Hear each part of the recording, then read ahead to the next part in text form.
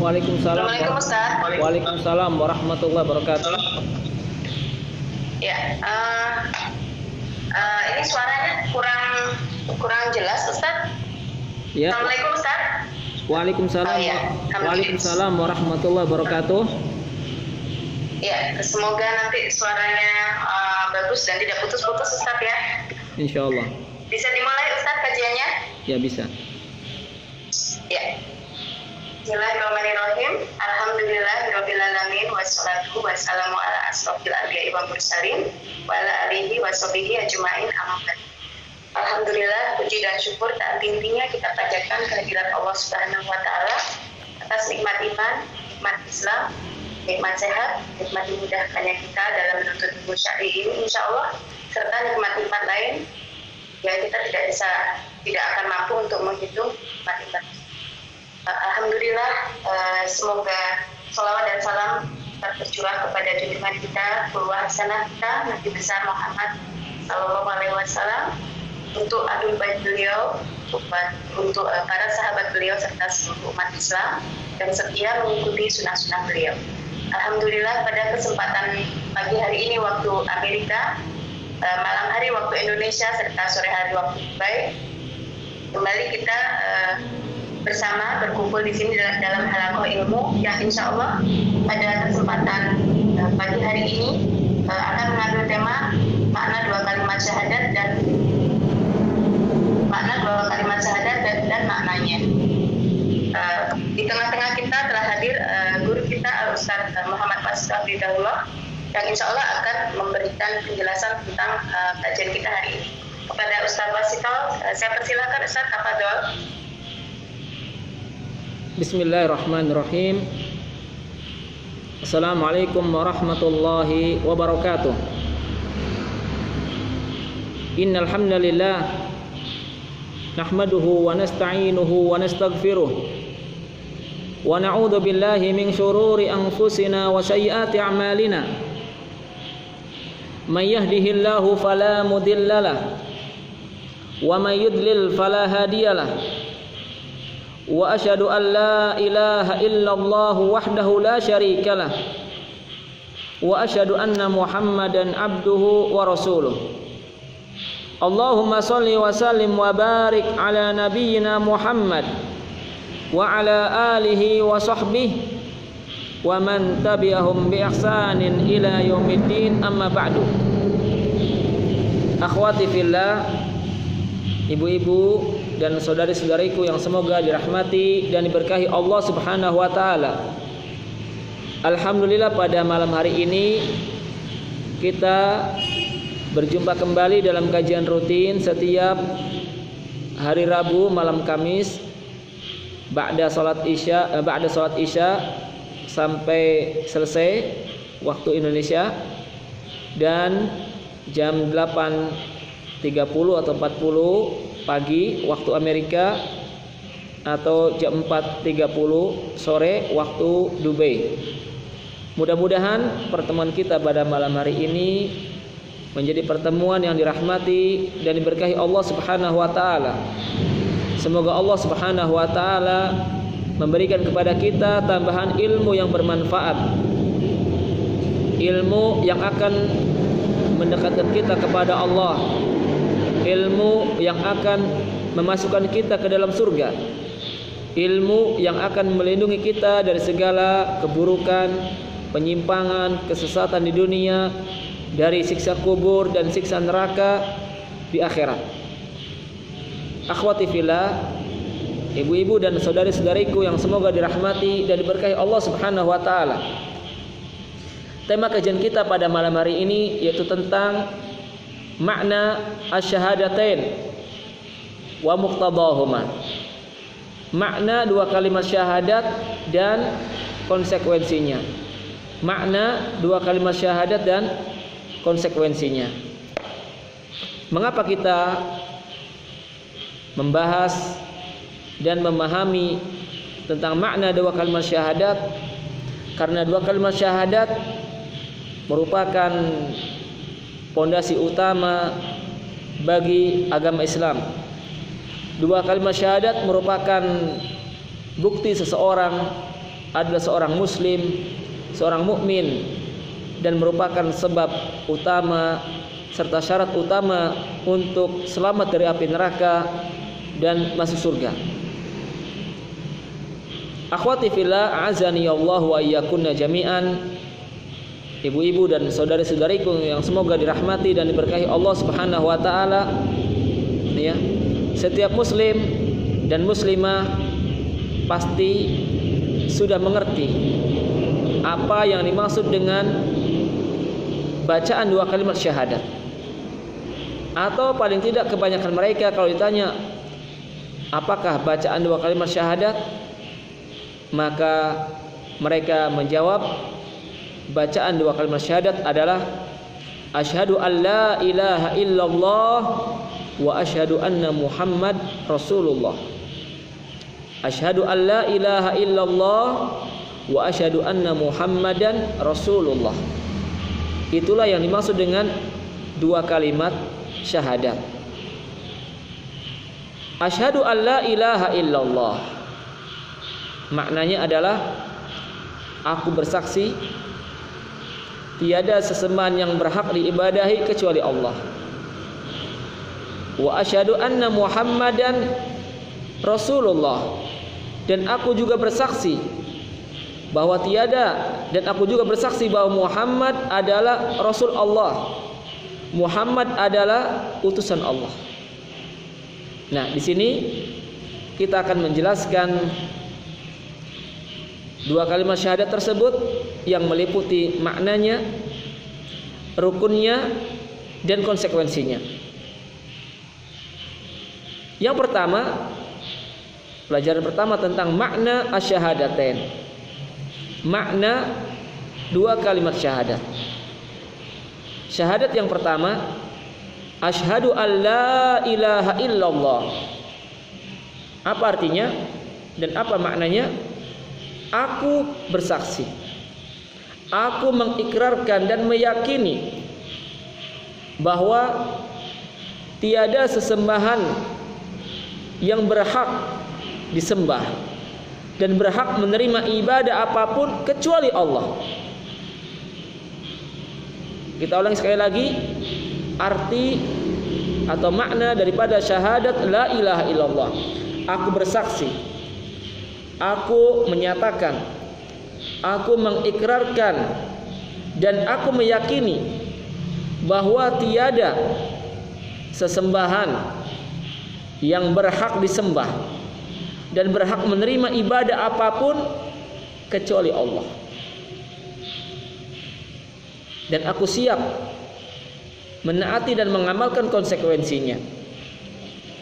Aku siap menaati dan mengamalkan konsekuensi syahadat la ilaha illallah. Ini makna syahadat yang pertama. Sedangkan syahadat yang kedua, yaitu yang berbunyi wa asyhadu anna Muhammadan Rasulullah, atau wa asyhadu anna Muhammadan abduhu wa rasuluh. Aku bersaksi, aku meyakini bahwa Nabi Muhammad bin Abdillah adalah hamba Allah dan Rasulnya. Abduhu hamba Allah, hambanya, wa rasuluh dan Rasulnya.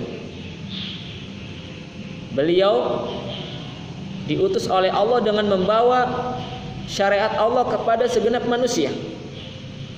Beliau diutus oleh Allah dengan membawa agama Allah, risalah Allah, syariat Allah kepada segenap manusia. Dan aku siap menaati dan mengamalkan konsekuensinya. Konsekuensi syahadat Muhammad Abdullah wa Rasul. Inilah makna dua kalimat syahadat. Ya, ketika seorang muslim atau muslimah mengatakan dengan lisannya asyhadu an la ilaha illallah, aku bersaksi, aku menyatakan, aku meyakini bahwa tiada sesembahan yang berhak disembah, yang berhak menerima ibadah apapun kecuali Allah. Berarti ya, selain Allah tidak berhak disembah. Tuhan selain Allah, sesama selain Allah tidak berhak mendapatkan dan menerima ibadah apapun. Maka keliru ketika ada orang yang menterjemah atau mengartikan asyhadu alla ilaha illallah, aku bersaksi tiada Tuhan selain Allah, tidak ada Tuhan kecuali Allah. Ini makna yang tidak benar. Mengapa tidak benar? Karena bertentangan dengan realitas dan tidak sesuai dengan makna secara syar'i. Bertentangan dengan realitas karena kenyataannya di dunia ini, di alam semesta ini, Tuhan-Tuhan itu jumlahnya banyak. Sesembahan-sesembahan selain Allah banyak, tidak terhitung. Ya, ada Tuhan matahari, ada Tuhan bulan, ada Tuhan bintang, ada Tuhan dewa, ada jin, ada Tuhan api, ada Tuhan berupa kuburan, pepohonan, bebatuan. Ada juga Tuhan berupa harta benda, hawa nafsu dan lain sebagainya. Iya, itulah Tuhan-Tuhan. Ya, ada juga patung atau berhala, ada Tuhan salib, banyak. Ya, jadi ketika mengatakan tidak ada Tuhan kecuali Allah akan dibantah oleh para penganut agama yang lain. Ya, di sana ada Tuhan selain Allah. Atau sebagian orang mengartikan la ilaha illallah dengan makna la raziqa illallah, tidak ada yang memberikan rezeki kecuali Allah. Ini maknanya kurang sempurna, benar tetapi tidak sempurna. Ya, karena itu baru sebatas mengartikan makna la ilaha illallah dengan tauhid rububiyah. Dan juga tidak ada bedanya antara orang muslim dengan orang musyrik, yang mana mereka bermusuhan dan berperang melawan Nabi dan para sahabat. Bahkan ya, iblis pun mengakui Allah sebagai Rabb-nya, ya, yang memberinya rezeki, yang menciptakannya, mengakui. Ya.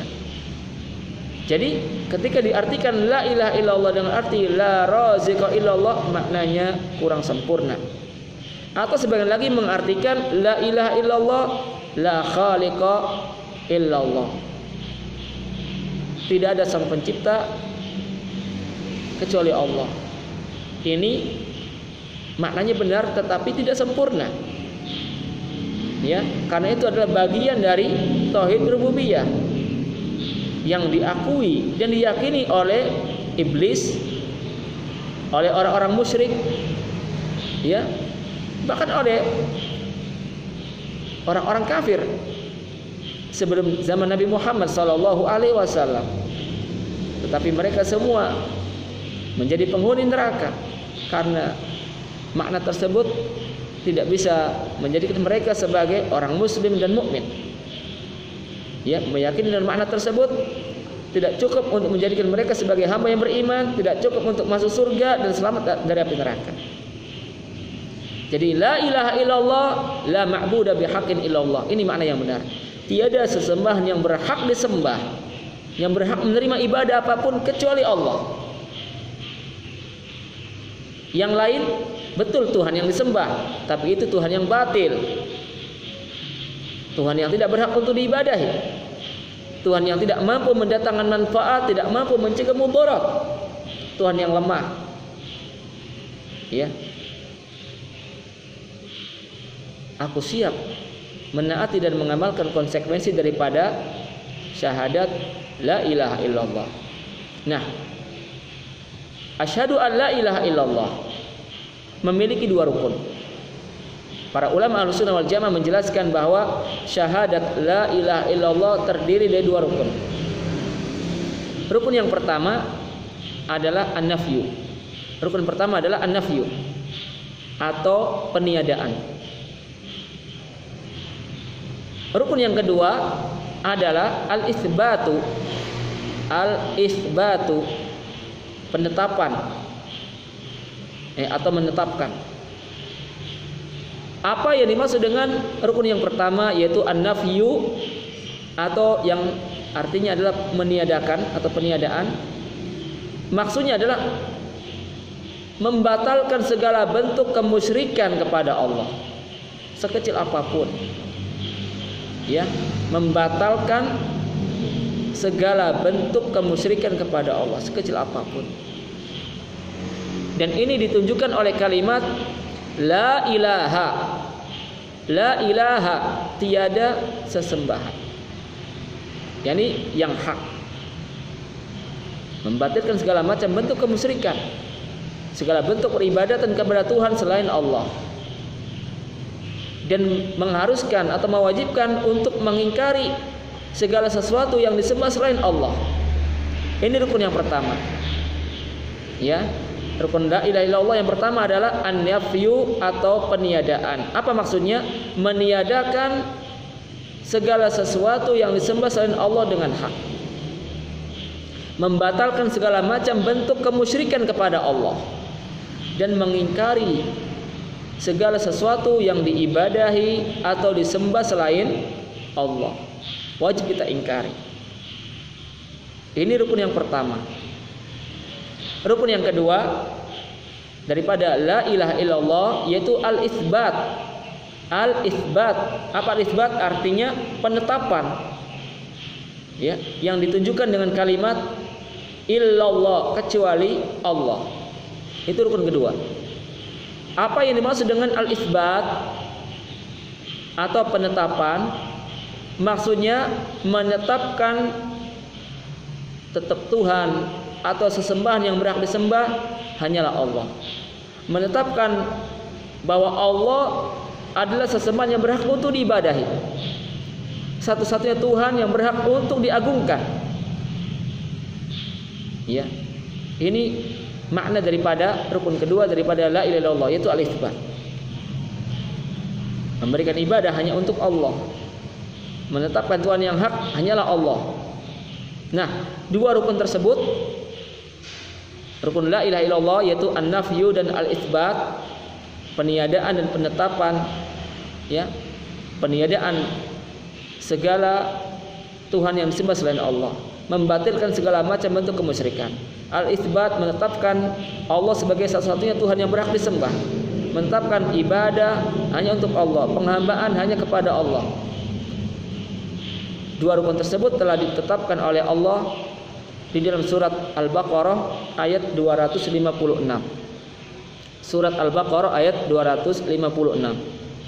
Allah berfirman, "Faman yakfur bit-taghuti wa yu'min billah faqad istamsaka bil urwatil wuthqa."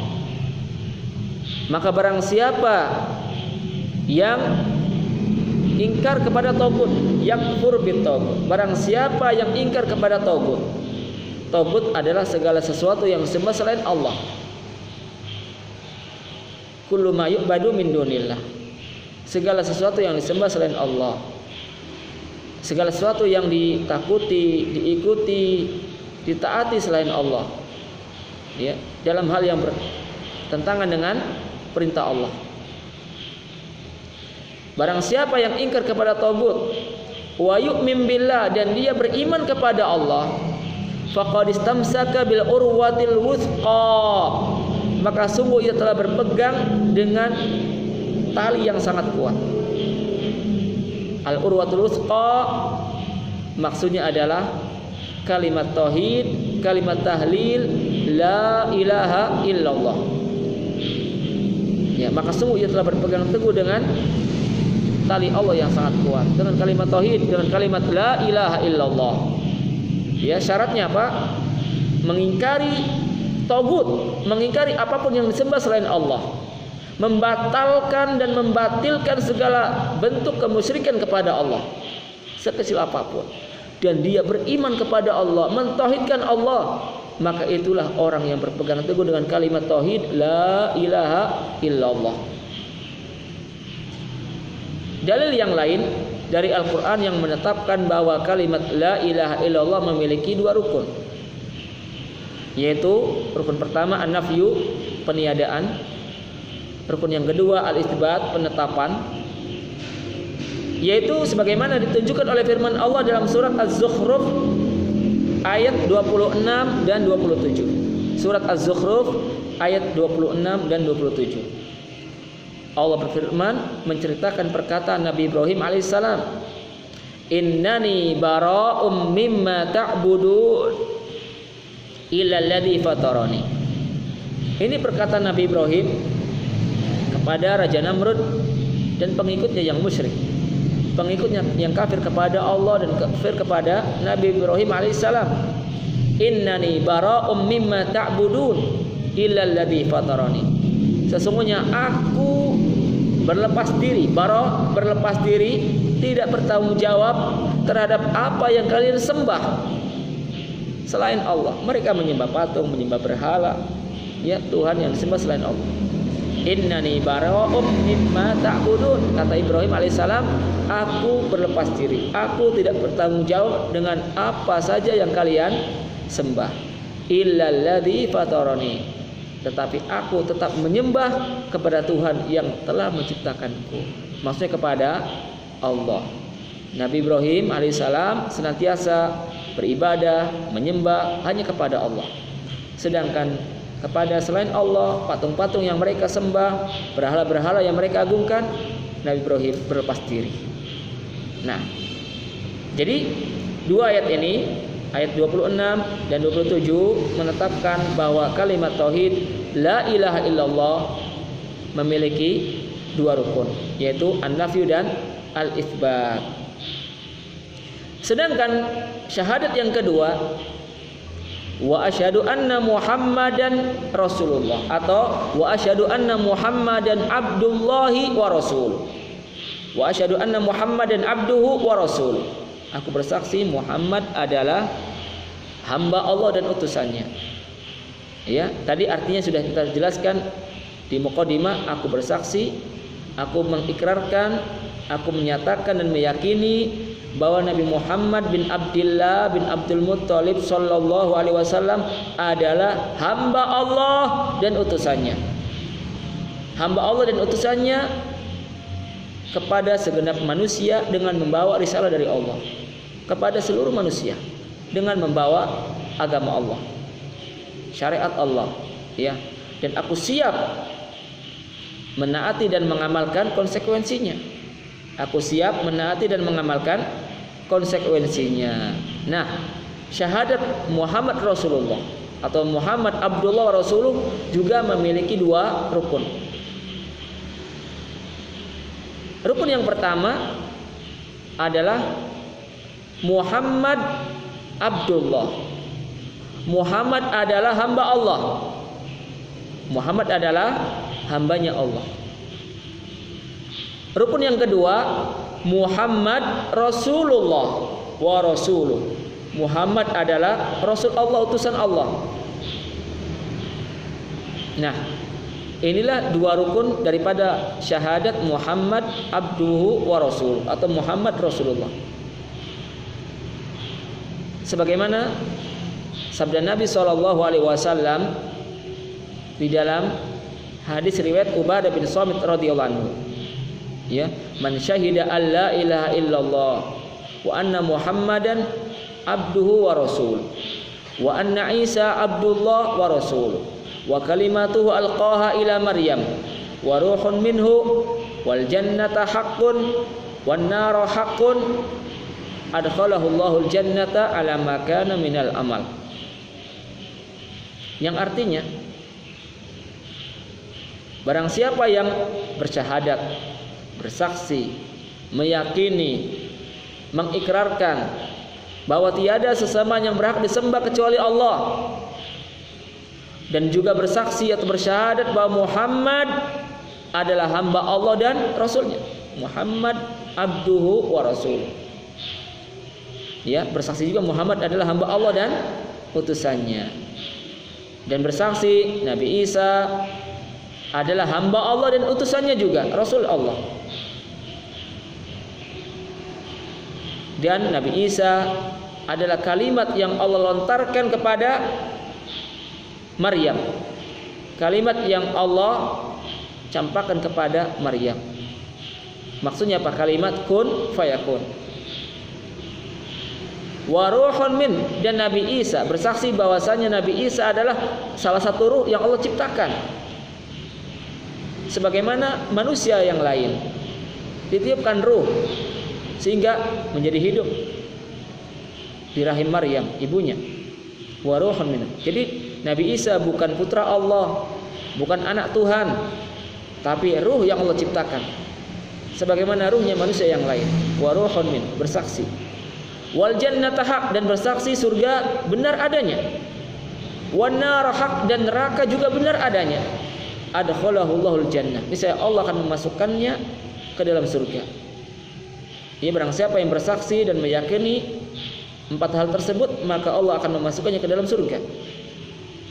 Ala makana minal amal, ala makana minal amal, bagaimanapun betapapun amal perbuatannya. Nah, hadis ini menunjukkan tentang 2 rukun daripada syahadat Muhammad Rasulullah, yaitu terdiri dari 2 rukun. Yang pertama Muhammad Abdullah, yang kedua, rukun kedua Muhammad Rasulullah. Ya, bersaksi dan meyakini Muhammad hamba Allah, Muhammad utusan Allah. Apa fungsi dan faedah dari 2 rukun tersebut? Muhammad hamba Allah, Muhammad Rasul Allah. Manfaatnya, faedahnya, fungsinya adalah ketika kita meyakini dan mengikrarkan Muhammad adalah hamba Allah, ini untuk mencegah sikap sebagian kaum muslimin yang bersikap ifrat, melampaui batas, atau bersikap al-ghulu, berlebihan dalam memuji, menyanjung dan mengagungkan Nabi Muhammad SAW, memposisikan Nabi melebihi kedudukan yang sebenarnya, mensifati Nabi dengan sifat-sifat Allah, sehingga seakan-akan Nabi itu seperti Allah, seperti Tuhan, bisa mendatangkan manfaat, bisa mencegah mudarat, bisa mengetahui perkara gaib. Ini merupakan sikap berlebihan kepada Rasulullah, kepada Nabi Muhammad SAW yang telah dilarang oleh Allah dalam Al-Quran, dan sikap yang telah dilarang oleh Rasulullah SAW dalam hadis-hadis beliau. Berlebihan, melampaui batas dalam memuji Nabi, menyanjung Nabi, dan mengagungkan Nabi, memposisikan Nabi melebihi kedudukan yang sebenarnya, yang sebagaimana semestinya, bahkan menyamakan Nabi dengan Allah, sejajar dengan Allah. Maka dibantah dengan rukun pertama daripada syahadat Muhammad Abdullah wa Rasulullah. Muhammad adalah hamba Allah, Muhammad adalah manusia biasa, ya, sebagaimana kita. Beliau makan, beliau tidur, beliau capek, beliau sakit, atau beliau juga mengalami lupa,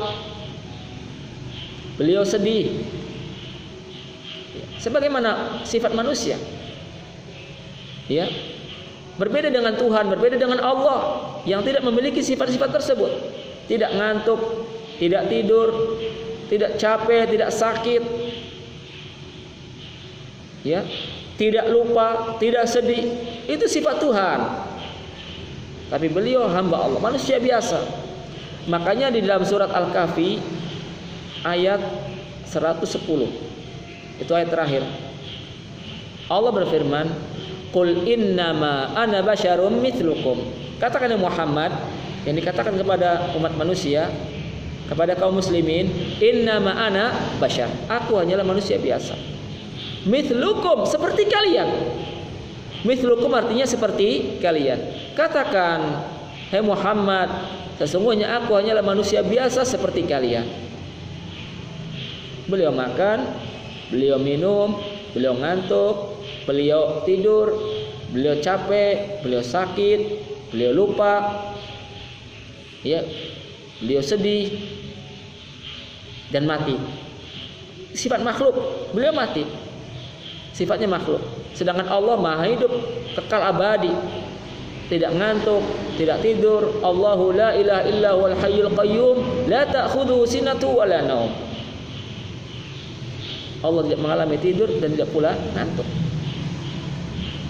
Ya, makanya ya firman Allah, qul innama ana basyarum mislukum, ini juga untuk menyanggah dan membantah sikap sebagian kaum muslimin yang berlebihan dan melampaui batas dalam memuji, menyanjung dan mengagungkan Nabi Muhammad SAW, bahkan sampai posisinya, levelnya, derajatnya seperti Allah, seperti Tuhan.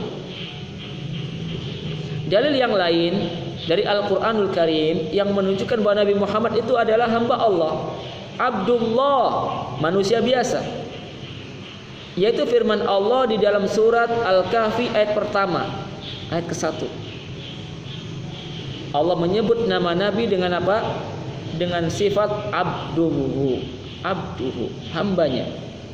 Hamba Allah berarti apa? Makhluk, ciptaan Allah. Alhamdulillahilladzi anzala ala abdihil kitaba wa lam yaj'al lahu iwaja. Alhamdulillah, segala puji bagi Allah. Alladzi anzalal kitaba, yang telah menurunkan Alkitab, yakni Al-Quran, kepada siapa? Ala abdihi, kepada hambanya, hamba Allah. Maksudnya kepada Rasulullah Nabi Muhammad sallallahu alaihi wasallam. Ya, ayat ini menunjukkan bahwa Nabi Muhammad adalah manusia biasa, hamba Allah, makhluk ciptaan Allah, memiliki sifat-sifat makhluk. Dalil yang lain yang menunjukkan dan menguatkan bahwa beliau manusia biasa, hamba Allah, yang tidak boleh disamakan dengan Allah, apalagi diyakini sebagai ya anak Tuhan sebagaimana orang Nasrani, yaitu firman Allah dalam surat Al-Isra ayat pertama. Al-Isra ayat pertama, Allah berfirman, Subhanalladzi asra bi 'abdihi lailan minal masjidil haram ilal masjidil aqsa alladzi barakna haulahu ya linuriyahu min ayatina. Maha suci Allah yang telah melakukan perjalanan pada hambanya di waktu malam, melakukan perjalanan Isra pada hambanya di waktu malam, minal masjidil haram ilal masjidil aqsa, dari masjidil haram menuju masjidil aqsa, bi abdihi, ya pada hambanya. Lihat, Allah menyebut dan mensifati beliau dengan sifat hamba, makhluk. Nah, jadi tidak boleh bagi kita ya untuk berlebihan dalam memuji Nabi atau memposisikan Nabi seperti Allah, karena ini dilarang oleh Allah. Meskipun Allah memberikan larangan kepada ahlul kitab, tapi juga sebagai larangan kepada kita. Ya ahlal kitabi la taglu fi dinikum. Ahlul kitab, janganlah kalian bersikap melampaui batas, berlebihan dalam urusan agama kalian. Di dalam hadis Nabi bersabda, iyyakum wal ghulu, waspadalah kalian dari sikap al-ghulu, berlebihan. Ia termasuk berlebihan dalam memuji Nabi, menyanjung Nabi, sampai-sampai beliau sama seperti Allah, sederajat dengan Allah. Fa innal ghulu wa ahlaka man kana qablakum. Iyyakum al-ghulu fa inna ma ahlaka man kana qablakum al-ghulu. Waspadalah kalian dari sikap al-ghulu, melampaui batas, berlebihan, karena yang telah membinasakan umat-umat sebelum kalian adalah sikap al-ghulu, berlebihan, melampaui batas. Bahkan dalam hadis yang lain, ya, beberapa hari sebelum beliau wafat, sebelum beliau meninggal dunia, berwasiat kepada kita semua, kepada umatnya. Apa kata Nabi? La tutruni kama atratin nasara ibna Maryam. Janganlah kalian menyanjungku secara berlebihan. Al-itra artinya mujawazatul haddi fil thana'i wal madah, berlebihan dalam memuji dan menyanjung. Nabi mengatakan, la tutruni, janganlah kalian memujiku secara berlebihan. Kama atratin nasara ibna Maryam, sebagaimana orang-orang Nasrani telah berlebihan dalam memuji Nabi Isa bin Maryam. Ya, mereka berlebihan dalam mengagungkan Nabi Isa, dalam memuji Nabi Isa, sampai-sampai mereka meyakini bahwa Nabi Isa itu apa? Ibnullah, anak Tuhan, putranya Allah. Allah ceritakan tentang akidah atau keyakinan orang Nasrani dalam Al-Quran terhadap Nabi Isa alaihissalam. Wa qalatil yahudu Uzairun ibnullah wa qalatin nasara al-masih ibnullah. Orang-orang Yahudi berkata, Uzair adalah anaknya Allah, putra Allah. Uzair adalah orang soleh di antara mereka. Tetapi diagungkan oleh mereka, diyakini secara berlebihan sampai ya mereka berkeyakinan bahwa Uzair adalah anak Allah. Wa qalatin nasara al-masih ibnullah. Sedangkan orang Nasrani juga berkeyakinan ya dengan mengatakan Al-Masih Isa bin Maryam adalah putranya Allah, anak Tuhan. Dzalika qauluhum bi afwahihim. Itu adalah ucapan lisan mereka. Ya, yudahiuna qala alladziina kafaru. Mereka telah menyerupai perkataan orang-orang kafir sebelum mereka. Ini adalah bentuk pengingkaran dari Allah kepada orang Yahudi dan orang Nasrani yang telah bersikap melampaui batas dalam memuji orang soleh atau kepada Nabi, kepada Rasul. Ya, maka Nabi mengatakan, la tutruni kama atratin nasar ibna Maryam, innama ana abdun faqulu abdullah wa rasul. Janganlah kalian berlebih-lebihan, melampaui batas dalam memujiku, dalam menyanjungku. Ya, sebagaimana orang Nasrani telah berlebihan dalam memuji Nabi Isa bin Maryam. Innama ana abdun, aku hanyalah manusia. Sesungguhnya aku hanyalah seorang hamba Allah, makhluk Allah, ciptaan Allah. Faqulu abdullah wa rasul. Maka katakanlah Muhammad adalah hambanya Allah dan rasulnya Allah. Muhammad Abdullah dan Rasul Allah.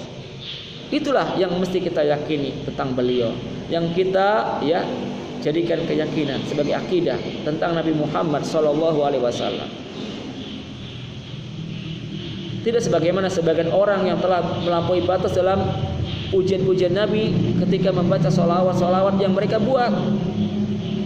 Ya, sampai-sampai mereka mengatakan bahwa dalam sholawat mereka, ya, sholawat yang tidak ada tuntunannya, ya, mereka tidak punya tempat berlindung.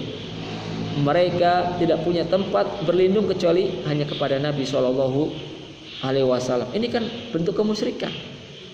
Ya, pemuji yang secara berlebihan kepada Nabi seakan-akan beliau tempat berlindung dari segala keburukan, tempat berlindung dari segala bencana dan musibah, tetapi itu telah memposisikan Nabi seperti Allah yang mampu mencegah mudarat dan menghilangkannya. Ya, inilah akidah yang tidak benar. Atau sebagian orang Muslim atau kaum muslimin berkeyakinan Nabi Muhammad itu bisa mengetahui perkara gaib. Nabi Muhammad bisa mengabulkan permohonan orang-orang yang berdoa dari umatnya setelah beliau meninggal dunia. Ini keyakinan yang tidak benar, atau bahkan itu keyakinan syirik. Ada selain Allah dari makhluknya yang mampu mendatangkan manfaat dan mencegah mudarat. Orang mati, ya, beliau Nabi telah wafat.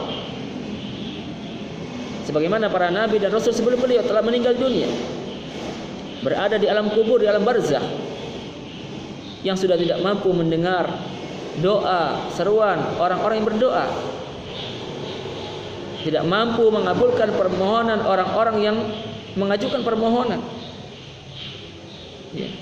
Allah mengatakan dalam Al-Quran, in tad'uhum la yasma'u du'aakum.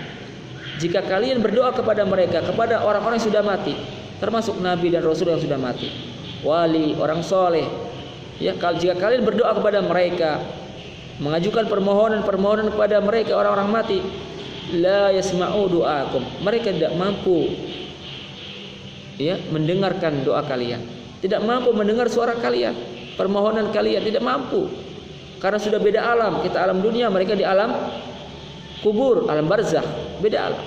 Lalu Allah melanjutkan ayatnya, walau sami'u mastajabu lakum, kalaupun mereka diizinkan oleh Allah mampu mendengar suara kalian, mampu mendengar doa kalian, niscaya mereka, kata Allah, mastajabu lakum, niscaya mereka tidak akan mampu mengabulkan permintaan kalian, tidak akan mampu memperkenankan doa kalian, tidak mampu. Wa yaumal qiyamati yakfuruna bisyirkikum, dan nanti di hari kiamat, ya, orang-orang yang kalian sembah, yang kalian mintai doa, permohonan kepada mereka, akan mengingkari kesyirikan kalian kepada Allah. Diingkari, mereka berlepas diri, merasa tidak pernah mengajarkan atau menyuruh kalian untuk berbuat syirik kepada Allah. dengan menyekutukan Allah dengan makhluknya.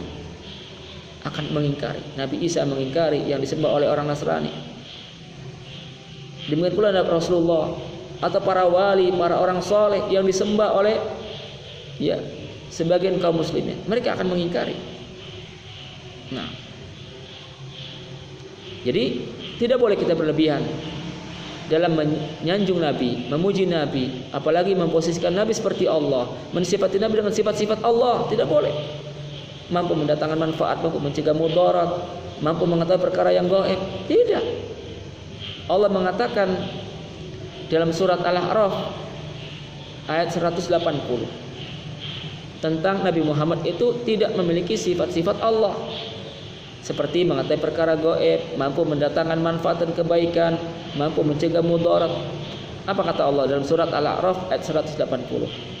Qul inni la amliku li nafsi naf'an wala dharran illa ma syaa Allah.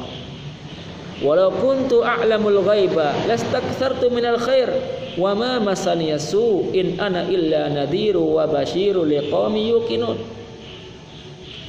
Katakan ya Muhammad, yakni kepada umatmu, kepada kaum muslimin, inni la amliku li nafsi naf'an wala dharran illa ma syaa Allah. Sesungguhnya aku tidak memiliki kemampuan, tidak memiliki kuasa untuk mendatangkan manfaat bagi diriku atau mencegah mudarat dari diriku. Tidak punya kemampuan. Lihat, untuk diri beliau saja beliau tidak mampu mendatangkan manfaat atau mencegah mudarat. Tidak punya kemampuan. Illa masya Allah, kecuali dengan izin Allah, kecuali dengan kehendak Allah, barulah mampu terhindar dari keburukan, dari bencana, dari musibah. Walau kuntu a'lamul ghaib, kalau sekiranya aku mengetahui perkara yang gaib. Katakan pada umatmu, kalau sekiranya aku Muhammad mampu mengetahui perkara yang gaib, lastakthartu minal khair, niscaya aku akan memperbanyak kebaikan-kebaikan. Wa ma masaniyas su, aku tidak akan terkena keburukan-keburukan. Tidak akan tertimpa keburukan-keburukan. In ana illa nadhiru wa basyirul liqaumin yuqinun. Sesungguhnya aku hanyalah pembawa kabar gembira dan memberi peringatan bagi kaum yang yakin kepada Allah, yakin dengan adanya hari kiamat, yakin akan kebenaran yang datang dari Allah. Nah, jadi Rasulullah SAW tidak memiliki sifat-sifat ketuhanan.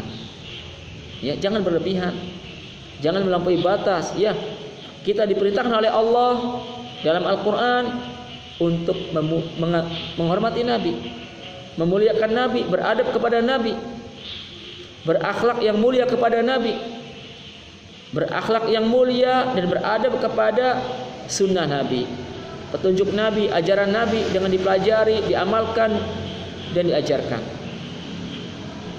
Baik ketika beliau masih hidup atau setelah beliau meninggal dunia, diperintahkan dalam agama Islam. Bahkan wajib fardu ain bagi setiap muslim dan muslimah yang mengaku sebagai umatnya Nabi Muhammad SAW, apalagi yang mengaku cinta pada Nabi, hendaknya mereka beradab kepada Nabi, menghormati Nabi, mengagungkan Nabi, memuliakan Nabi dan ajarannya, sunnahnya, syariatnya, dengan dipelajari, diamalkan atau dihidupkan dan diajarkan dan didakwahkan, menjauhi yang dilarang oleh beliau. Itu wajib sebagai bentuk menghormati Nabi, memuliakan Nabi, tetapi tidak boleh berlebihan, tidak boleh melampaui batas. Sebagaimana orang Nasrani berlebihan dalam memuji Nabi Isa bin Maryam alaihissalam. Sedangkan rukun yang kedua daripada syahadat Muhammad Abdullah wa Rasul, yaitu rukun yang kedua, Muhammad Rasulullah. Muhammad adalah Rasul Allah, Muhammad adalah utusan Allah, dengan membawa syariat dari Allah, agama Allah, kitab suci dari Allah yaitu Al-Quran, kepada seluruh manusia, kepada segenap manusia. Faedahnya, fungsinya dengan rukun kedua adalah untuk menolak dan membantah sikap tafrid, sikap taksir, yakni lawan daripada ifrat yang pertama tadi. Tafrid atau taksir adalah meremehkan, merendahkan Nabi Muhammad. Ya, menjatuhkan martabat Nabi Muhammad sebagai utusan Allah, sebagai Nabi Allah. Sebagaimana yang dilakukan oleh orang-orang munafik. Mereka tidak menghormati Nabi. Mereka tidak beradab kepada Nabi. Ya, seakan Nabi itu adalah manusia sebagaimana umumnya manusia. Seakan-akan beliau bukan Nabi, bukan Rasul Allah. Sebagian mereka memanggil Nabi dengan namanya saja, Muhammad. Ya Muhammad. Bahkan yang lebih kejam dari itu, lebih keji, lebih tidak beradab lagi. Mereka mensifati Nabi SAW dengan sifat-sifat buruk, dengan sifat-sifat yang tercela. Seperti apa? Beliau adalah hamba pendusta. Beliau penakut dan pengecut. Beliau orang yang rakus dan tamak terhadap dunia. Beliau tidak adil. Beliau tidak ikhlas. Ini orang munafik. Mensifati Nabi dengan sifat-sifat buruk, merendahkan dan menjatuhkan beliau dari kedudukan beliau sebagai Nabi dan Rasul. Dalam suatu perjalanan perang dari kota Madinah menuju Hunain yang dipimpin langsung oleh Rasulullah SAW, di dalam pasukan Nabi terdapat orang munafik. Ada sebagian munafik ya berkata yang maknanya menjelek-jelekan Nabi dan para sahabat, merendahkan Nabi dan para sahabat dengan mengatakan, kami tidak melihat suatu kaum atau sekelompok orang yang lebih pendusta lisannya dalam berbicara daripada mereka, dan kami tidak menjumpai suatu kaum atau sekelompok orang yang lebih gendut dan lebih besar perutnya daripada mereka. Dan kami tidak melihat suatu kaum atau sekelompok orang yang lebih penakut dan pengecut ketika berhadapan dengan musuh di medan perang daripada mereka. Siapa yang dimaksud dengan mereka oleh orang munafik? Maksudnya adalah Nabi SAW dan para sahabat radhiyallahu anhum ajma'in. Direndahkan. Ini bukti bahwa orang munafik tidak menghormati Nabi, tidak mengagungkan Nabi, tidak memuliakan Nabi, tapi merendahkan, menyepelekan. Ada lagi yang berkata kepada Nabi setelah selesai berjihad dan meraih kemenangan, mendapatkan harta rampasan perang yang banyak, Nabi pun membagikan harta rampasan perang kepada sebagian sahabat. Ada yang banyak, ada yang sedang, ada yang sedikit, ada yang belum dapat. Tiba-tiba ada orang munafik datang kepada Nabi dengan berkata, ya Rasulullah i'dil, ya Rasulullah i'dil, hei Rasul, berlaku adillah engkau. Fa innaka lam ta'dil, karena sesungguhnya engkau tidak adil. Lihat, kurang ajar kepada Nabi. Maka Nabi menjawab kritikannya, komentarnya dengan mengatakan, wa man ya'dil illam akun wailak, wa man ya'dil illam akun a'dil. Celakalah engkau, siapa yang mampu berlaku adil kalau aku dikatakan tidak adil. Maka Nabi mengatakan dalam riwayat yang lain, ala ta'manuni wa ana aminu man fis sama. Tidakkah kalian percaya kepadaku sedangkan aku adalah orang kepercayaan zat yang ada di langit, dipercaya oleh Allah sebagai Nabi dan Rasul, membawa risalah Allah kepada segenap manusia. Dalam riwayat yang lain, orang munafik berkata kepada Nabi ketika beliau membagikan harta rampasan perang, inna hadil kismata la yuradu biha wajhullah, inna hadil kismata la yuradu biha wajhullah. Sesungguhnya pembagian harta rampasan perang ini tidak diniatkan untuk mengharap dan mencari wajah Allah.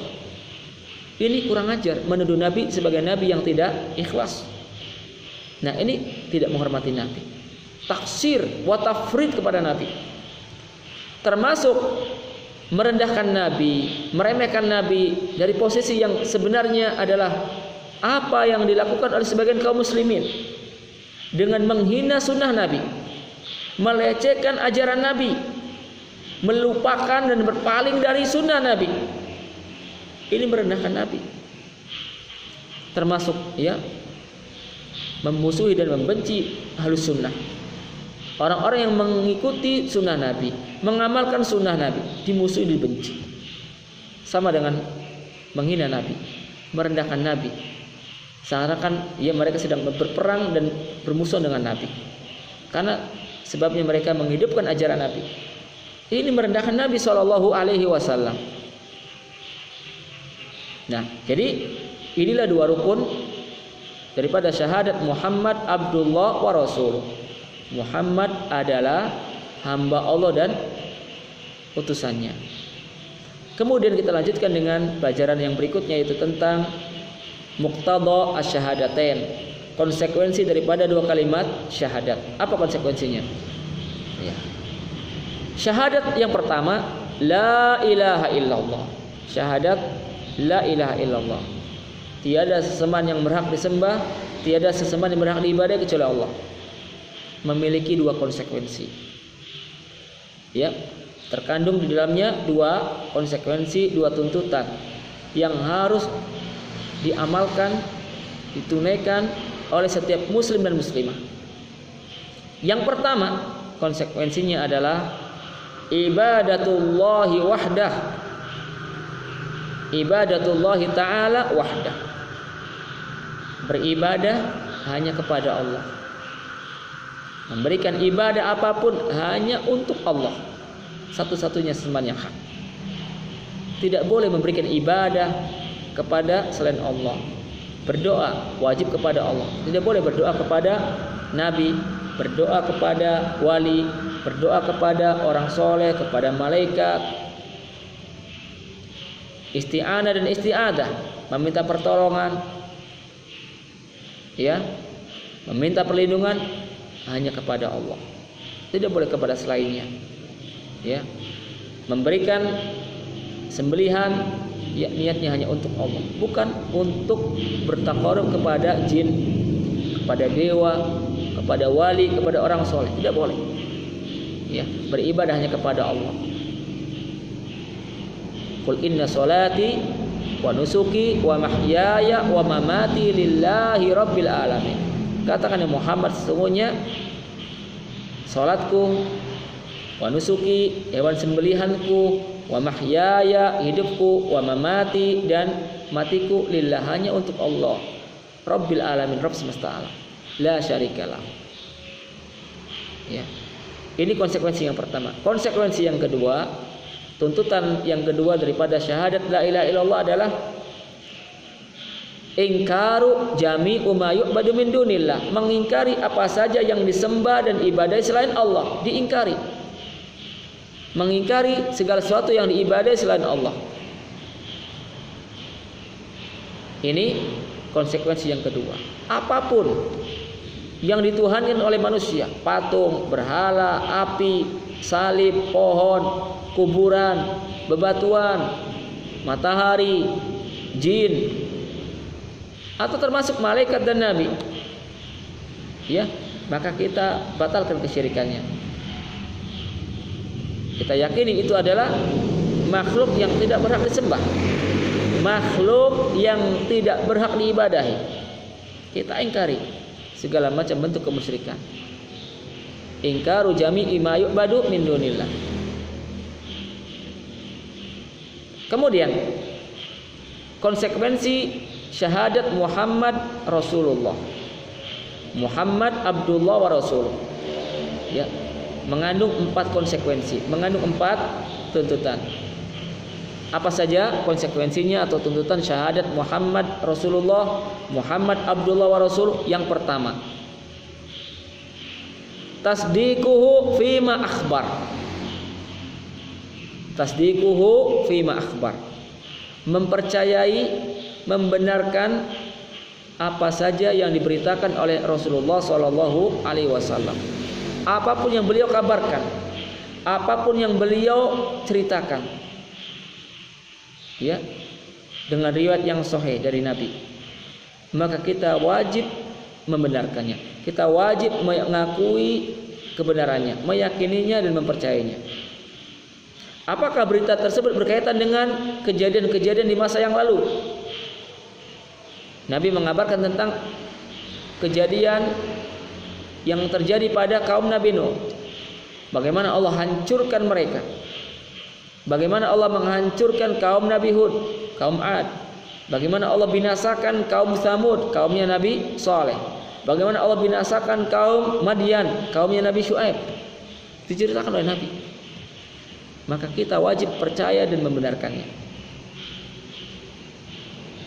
Nabi SAW menceritakan tentang kejadian di zaman Nabi Musa, tentang Fir'aun, tentang Qarun, tentang Haman. Kita wajib mempercayai dan membenarkannya.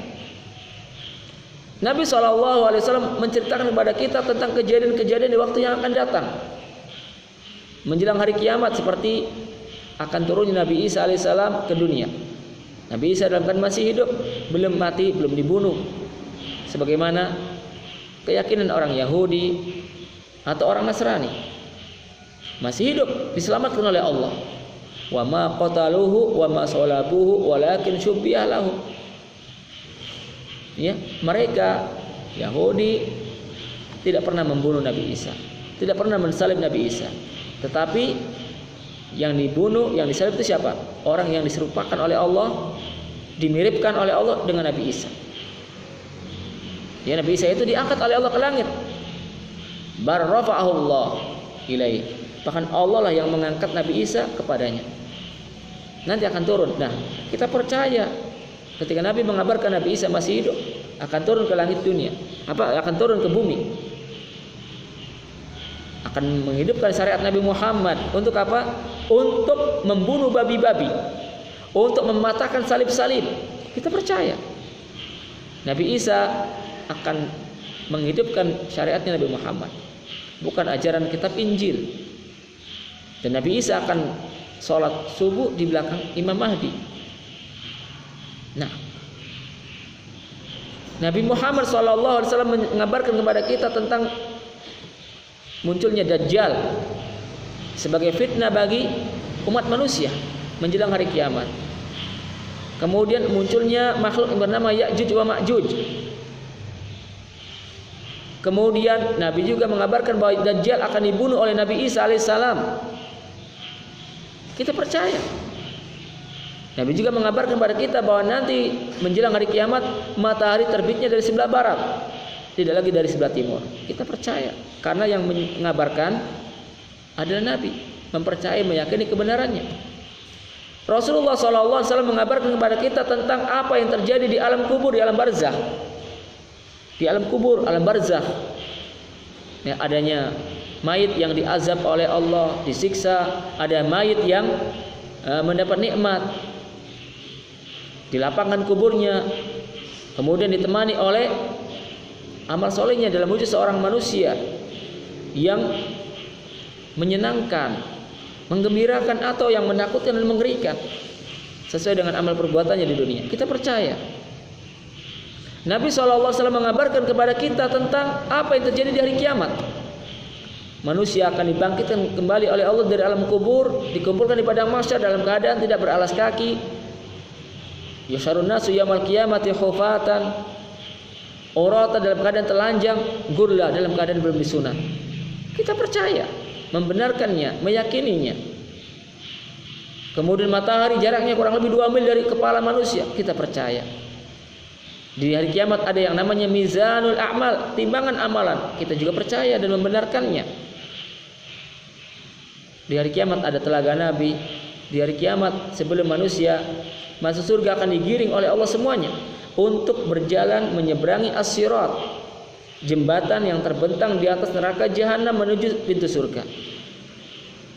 Kita pun percaya, meyakini kebenarannya. Ini konsekuensi yang pertama. Ya, percaya dengan segala yang diberitakan oleh Nabi dengan jalur periwayatan yang benar, valid dan otentik.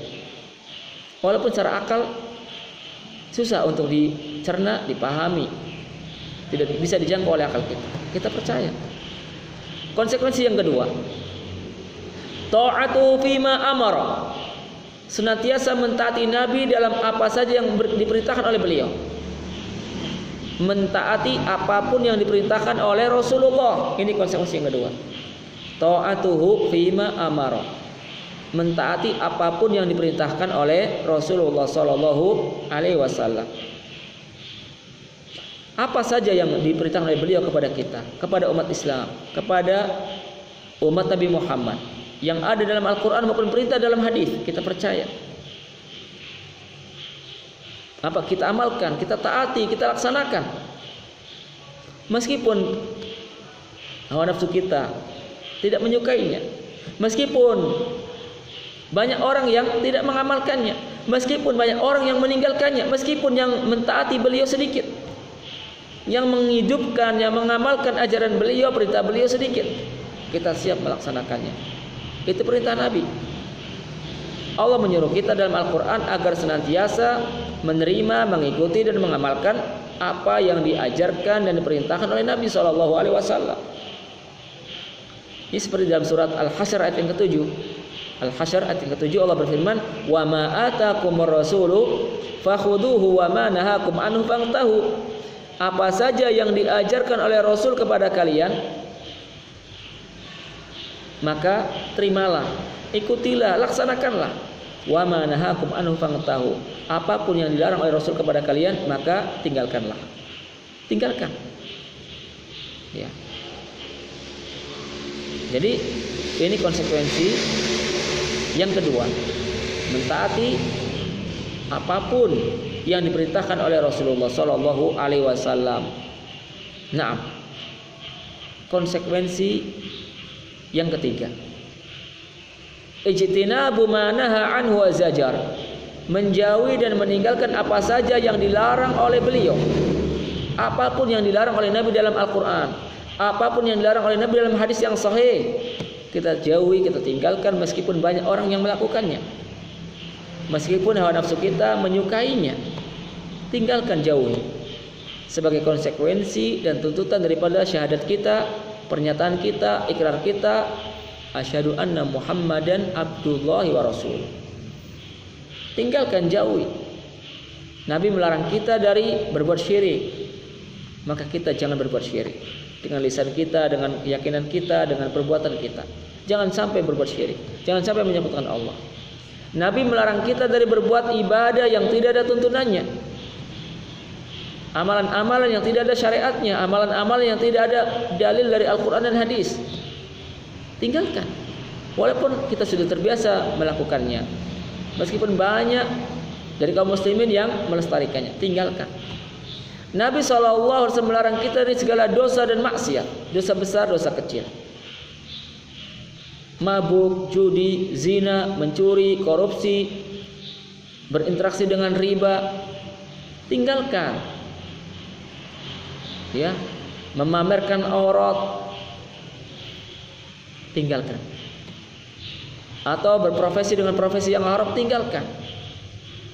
Karena itu akan mendatangkan musibah dan bencana bagi kita. Apapun yang dilarang oleh Allah, apapun yang dilarang oleh Rasul, pasti bermudarat bagi pelakunya, bermudarat bagi hamba di dunia dan akhirat. Kita yakin itu. Tidaklah Allah melarang dari suatu urusan, tidaklah Rasulullah melarang umatnya dari suatu perkara, melainkan urusan tersebut, perkara tersebut sangat buruk dan bermudarat bagi pelakunya, baik di dunia maupun di akhirat. Tinggalkan. Wa ma nahakum anhu fantahu, apapun yang dilarang oleh Rasul kepada kalian, tinggalkan, kata Allah. Jauhi. Konsekuensi yang keempat daripada syahadat Muhammad Abdullah Rasulullah adalah alla yu'badallah illa bima syara. Tidaklah beribadah kepada Allah kecuali dengan mengikuti syariat Nabi. Beribadah kepada Allah hanya dengan mengikuti syariatnya Rasulullah SAW, dengan mengikuti petunjuk dan tuntunan Nabi Muhammad SAW, bukan petunjuk ustadz tertentu, kiai tertentu, habib tertentu, syekh tertentu, ya, alim tertentu, atau kelompok, jamaah, yayasan, organisasi tertentu. Tidak.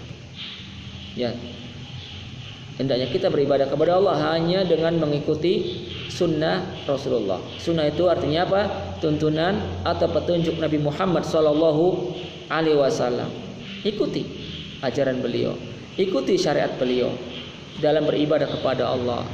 Makanya di dalam hadis Rasulullah Sallallahu Alaihi Wasallam memerintahkan kita umat Islam agar beribadah dengan senantiasa mengikuti dan mencontoh ibadah beliau. Di antaranya adalah sabda Nabi SAW, "Shollu kama ra'aitumuni usolli." Salatlah kalian sebagaimana kalian melihat aku sholat. Jadi hendaknya kita sholat sebagaimana sifat sholat Nabi. Ya, dengan memperhatikan syarat-syarat sahnya sholat, rukun-rukun sholat, kewajiban-kewajiban sholat, sunnah-sunnah sholat, ya, dan menjauhi pembatal-pembatal sholat. Ya, sama seperti dalam berwudu atau bersuci, ketika berpuasa, ketika berzikir, bersolawat, hendaknya kita mencontoh ibadah Nabi. Ya, di antara dalil yang lain tentang wajibnya meneladani sunnah Nabi dan beribadah kepada Allah, seperti ibadah haji dan umrah. Nabi bersabda, "Khudu anni manasikakum." Khudu anni manasikakum.